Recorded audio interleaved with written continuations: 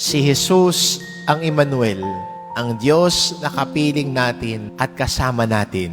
Magtiwala tayo sa Kanya. Magtiwala ka sa Kanya. Hindi Kanya pababayaan. Hindi Kanya iiwan. Sasamahan Kanya. Hindi Kanya iiwan. Hindi Kanya iiwan sa ere. Hindi Kanya iiwan sa gitna ng mga problema mo. Sasamahan Kanya sa gitna ng unos ng buhay mo. Narito siya.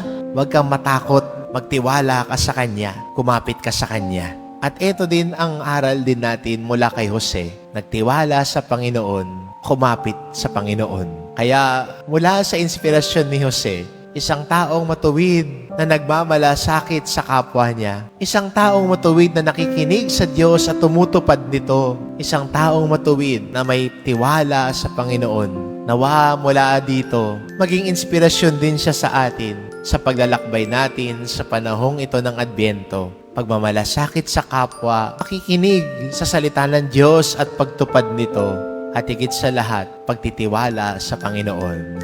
Amen.